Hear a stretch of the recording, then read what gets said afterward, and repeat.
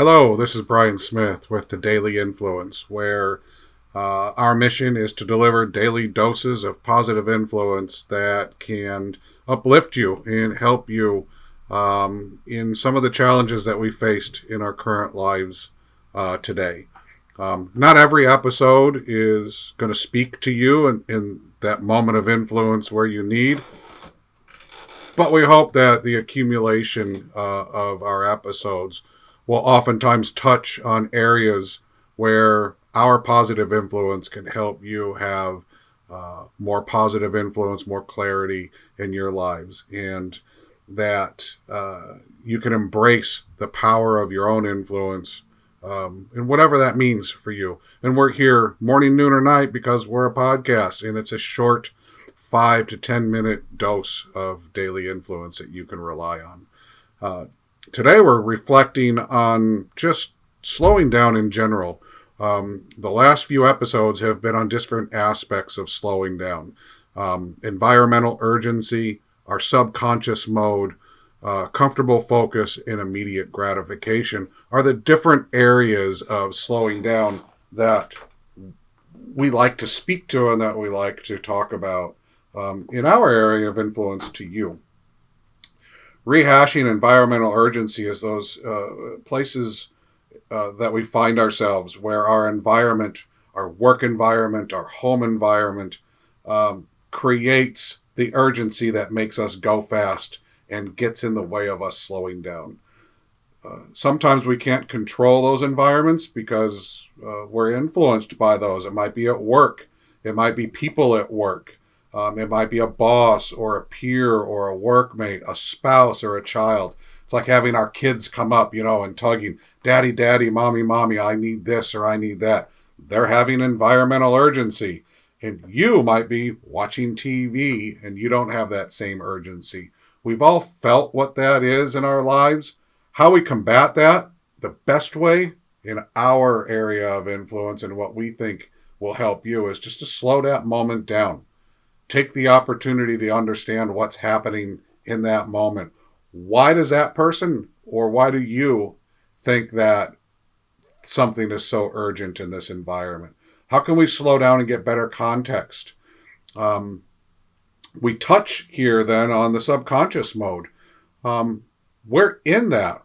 When we're sitting in front of the TV, watching our shows, and somebody is coming up to us and trying to interrupt that subconscious, that comfortable focus mode that we're in, it can be a surprise. We don't want to be interrupted. We're into whatever we're doing. It could be, if it's not the TV show, maybe it's our work. Maybe it's reading a book. Whatever it is that has your focus, we are in subconscious mode. And when we're so focused, we almost have blinders on. And we miss things. I tell the story about the time that I was in a hurry. I had a lot on my mind, and I was getting ready for a meeting down in the south part of Denver, and we lived way up in the north part of Denver. And I was getting ready in the morning. The kids were getting ready for school. Renee was helping us. They were upstairs doing their thing. I got myself ready, went outside, took the car out of the garage, hopped in it, started driving down the road. 13 miles later, realized I didn't even have my pants on. I had been so focused on what was going on that I didn't realize that I hadn't put my pants on. I had a suit coat on, shoes on, but no pants. And it took traffic when everything slowed down and I stopped thinking about where I was going and what I was going to do with that day to get me to realize that in my current environmental urgency and subconscious mode that I had forgotten pants. That comfortable focus we get into is an accumulation of both of those. And when we have that comfortable focus, we can miss things. And we talked about in that episode about what that means. We get so in that focus that things can happen around us that we don't see, hear, understand, or appreciate. The biggest one for me was when we moved into our house and I was thinking about work again, opened up a cupboard, couldn't find peanut butter, asked Renee, Where's the peanut butter? And she reaches over my shoulder and it's staring at me in the face. My mind was somewhere else. I was so focused on that in my mind that I couldn't even see what was right in front of my face.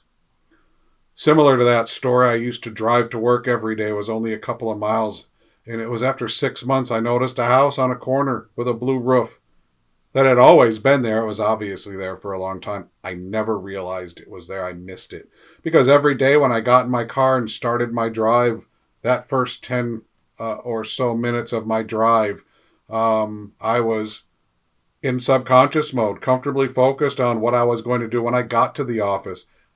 I was so into that drive, I didn't even have to think about how to make that drive and missed things like houses on the side of the road. Comfortable focus is dangerous because when we go fast and we're in that comfortable focus, we can make mistakes. We can miss things in documents. We can miss context from conversations. We can not have full understanding, which then makes us have decisions that we make that might not be correct. They might require us to revisit something. And so when we're going fast and we're in these modes of going fast and we don't slow down, it creates this need to redo work, which is then not going faster. We're actually going slower. So slowing down, having no environmental urgency, not being in our subconscious mode and not having that comfortable focus can actually be more efficient and make us go faster. And not requiring immediate gratification can really help us to stay focused and have the willpower needed to overcome that sense of immediate urgency, immediate gratification, that need to be fulfilled, that need to answer that text, answer that phone, respond to that email with the emotions we might have. If we can shed that, slow it down, and be more responsible for our present moment, our present action, we can make better decisions, be more efficient, make less mistakes, and literally go faster when we slow down. Today's daily influence is about grasping the slow down, go faster by slowing down, understanding what makes us go faster, what drives us, and helping you to be more mindful, more intentional, and more positive in your everyday area of influence, whatever that is. I hope you have an amazing day. We look forward to talking to you again tomorrow, where we're going to go off and talk about our focus in deliberate acts, how being deliberate and intentional can laser focus us. Have a great day and have a positive, influential day.